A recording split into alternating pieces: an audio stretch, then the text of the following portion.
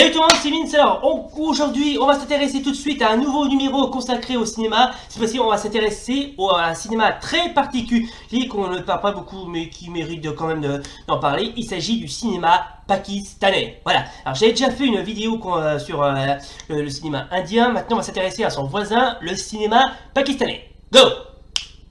Bon d'accord, très bien. Il faut savoir que le Pakistan et le cinéma, c'est quand même une grande histoire. Alors, le cinéma pakistanais, parfois appelé l'Hollywood, mot valise créé en combinaison avec le nom de la ville de Lahore, qui est une des grandes villes du pays après Peshawar, Islamabad et Karachi, est celui d'un autre symbole de l'industrie cinématographique, en l'occurrence américaine Hollywood, désignant de la production cinématographique de la République islamique du Pakistan. Oui, parce que Bombay, qui est une des plus grandes villes d'Inde, qui produit vraiment un maximum de films indiens, et là on a sa cousine Lahore qui produit le gros nombre de cinémas pakistanais. Voilà.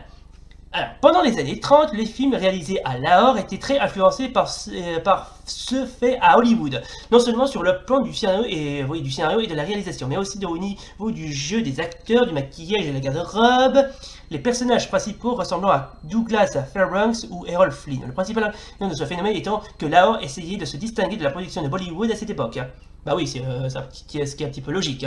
Alors, c'est ainsi que A.R. Karzar et M. Ismail lancent leur studio United People sur la Ravi Road, route de Ravi à Lahore, qui je vous rappelle une des grandes villes du Pakistan.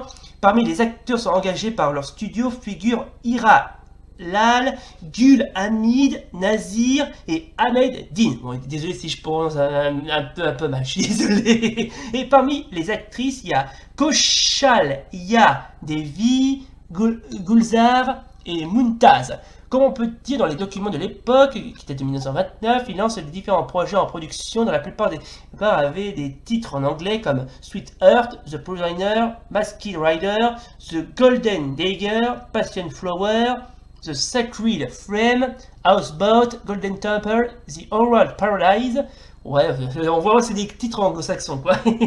Certains avaient tout de même des titres en ourdou comme La La La Route, Kafir, Infidèle, Kawaja Sira et Firdaus.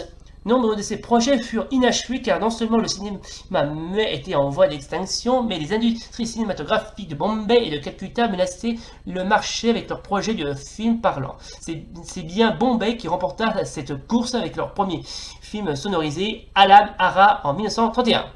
À Lahore, le pionnier des films parlants fut Hakim Ram Parsad avec le film Ranja, mettant en vedette M. Ismail, Rafik Ghaznavi, Nazir et l'actrice Anwari. Ce fut le dernier film réalisé par Kardar à Lahore puisqu'il est parti ensuite à Calcutta puis à Bombay. Voilà. Et c'est là où les choses commencent. Donc là, c'est là où on commence au début des premiers balbutiements du cinéma pakistanais. Maintenant, on va s'intéresser tout de suite à la période années 50. Alors, le 8 août 1948, le premier film pakistanais, Teri Yad, fut projeté au cinéma Parbad à Lahore, y mettant en scène les acteurs Asha Bhosle et Nazir Khan, le frère de Dilip Kumar. La musique était composée et orchestrée par Nat et le film produit par Dewan Sardarilal et réalisé par Daoud Chand. Dans les années qui suivirent, le cinéma locaux diffuse toute la production de Lahore. L'audience était au rendez-vous. Le 7 avril 1950, Do Ansu fut le premier film en ourdou, qui est une langue à parler au Pakistan, ainsi qu'au nord de l'Inde, si je me souviens bien, a célébré le jubilé d'argent le 25 semaine de l'affiche. Il avait pour vedette Santosh Kumar, Ajmal Alauddin et l'étoile montante Sabina Kanoun qui avait joué dans quelques autres films. Les 3 mois précédents, la musique était de Mubarak Sheikh Latif, produisait les films pour les studios Nobahar Film qui était réalisé par Anwar Kamal. Voilà. Ouais, je suis désolé si j'ai un peu mal prononcé les noms. J'ai vraiment pas l'habitude de prononcer des noms un peu corchés. Je suis désolé. Franchement, désolé. Et d'ailleurs, quand on parle de cinéma pakistanais, d'ailleurs, j'ai remarqué que le cinéma indien et le cinéma pakistanais ont tendance à se ressembler parce qu'apparemment, je sais pas pourquoi, mais ils ont tendance à se copier. Parce que quand on parle de cinéma indien, on pense évidemment à l'amour et à les scénarios comédie dramatique, mais genre danse, ben, au Pakistan ils font pareil. Mais je vous dis, même si les hindous et les pakistanais ne s'en sentent pas très bien, par moment, j'ai l'impression qu'ils se qui ressemblent un petit peu à des frères, je sais pas pourquoi, enfin, c'est même pas des frères, c'est soit des frères ou des cousins éloignés, je sais pas pourquoi. Enfin, une chose est sûre, c'est que le cinéma pakistanais et hindou ont tendance à se ressembler très portrait. Action. Et évidemment, quand on parle comment dirais-je, ah oui, de ce cinéma pakistanais, je peux citer, j'ai déjà cité quelques, mais il y en a un qui est très populaire, c'est le très célèbre Sultan Rai, qui était un acteur très populaire du cinéma pakistanais. Son nom est cité dans le livre Guinness des records comme l'un des comédiens les plus prolifiques de l'histoire du cinéma mondial. Avec plus de 500 films à son palmarès, il s'impose comme un élément important du cinéma pakistanais en compagnie de l'actrice Anju Man. Il formait dans les années 70 et 80 un couple connu qui a marqué les films d'action du Punjab avec une multitude de films ultra-violents en montage psychotique et épileptique, oui, qui bousculent toutes les conventions du genre. Ouais, pourquoi ce mec est fait pour être acteur, hein. Et pourtant, Sultan Rai, il a surtout fait des rôles de mecs ultra bourrins. C'est un peu comme Steven Seagal, Chuck Norris ou Johnny Tarkin en Turquie. Et ben c'est exactement lui, quoi. Ce mec est un acteur pur et dur. Alors, je vais quand même vous expliquer sa biographie. Alors, Sultan Rai, de son véritable nom Sultan Muhammad, né en 1938 d'une famille d'immigrés de l'Uttar Pradesh, région du nord-est de l'Inde, et s'installe à Rawalpindi au Punjab. Sultan commence sa carrière d'acteur non pas au cinéma mais sur les planches d'un théâtre abandonné où il surjoue quelques pièces dramatiques. Il intégrera ensuite le 7e art via de petits rôles en commençant par faire de la figuration sur le film Baggy. Très bien. Si les années 60 ne lui réservent encore quelques seconds rôles, il commence peu à peu à se faire connaître du public, en jouant dans les premiers temps de rôles de méchants, puis en campant à partir du début des années 70 des rôles de héros. Oui, parce que il a surtout joué des rôles de type assez bourrin, hein. C'est finalement en 1972 que sa carrière prend une tournure décisive, avec pas moins de 3 films tenant le haut de l'affiche durant plusieurs mois, où il parvient à gagner sa vie. En 1979 sort Mola Chat, impose définitivement son personnage interchangeable d'un film d'un autre de redresseur de tort, incorruptible et protecteur des opprimés, en gros un justicier. Ce succès de ce western paki est immédiatement engendrant un assez grand nombre de suites, ce qui fait la première franchise de l'histoire du cinéma pakistanais ou l'Hollywood, qui, je vous rappelle, est l'abréviation de Hollywood et de Lahore, qui est une des plus grandes villes du pays. Voilà. Son physique de pakistanais moyen idéal pour l'identification du spectateur local et sa capacité de déclamer de longues tirades shakespeariennes avant quelques combats en feront l'un des acteurs les plus appréciés de l'ancienne partie islamique de l'Inde.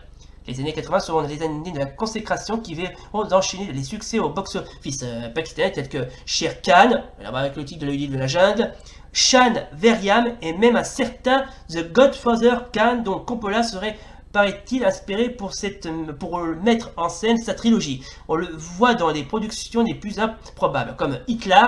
Alors ce film, oui, je vais vous en parler d'ailleurs, dans laquelle il affronte le fils du Führer ou bien Janbar. Oui, alors il a souvent joué dans des rôles d'action, notamment le fameux Hitler, où il joue le rôle d'un mec qui affronte le fils d'Adolf Hitler. Non mais vous y croyez, vous, franchement, mais je sais pas pourquoi ils ont produit ce genre de film. J'ai vu quelques scènes, mais franchement, c'est un peu what the fuck sur les bords, hein.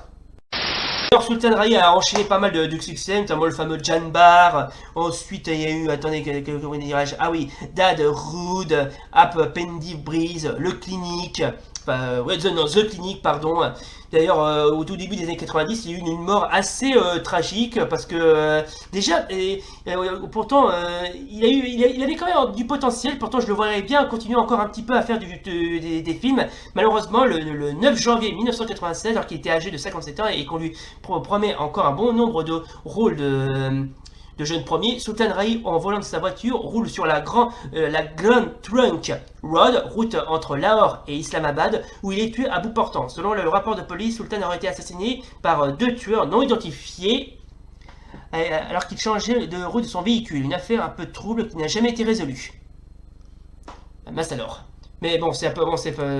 Bon, s'il y a eu une mort atroce, c'est un peu mal, c'est vraiment malheureux. Mais il faut savoir que ce mec a quand même gardé au moins un sacré... Enfin, il avait gardé un sacré potentiel. D'ailleurs, il a toujours du potentiel. Et si vous êtes des acharnés, je n'hésiterai pas à vous présenter cette chaîne, High Tech Pakistani Film. Alors, oui, Pakistani Films.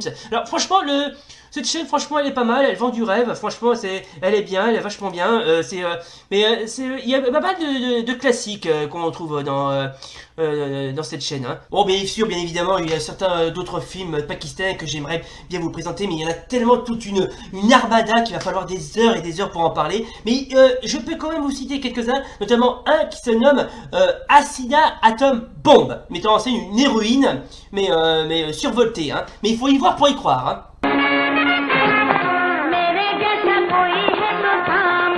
Ah ouais. Ouais, alors là je suis stupéfait, mais vraiment stupéfait.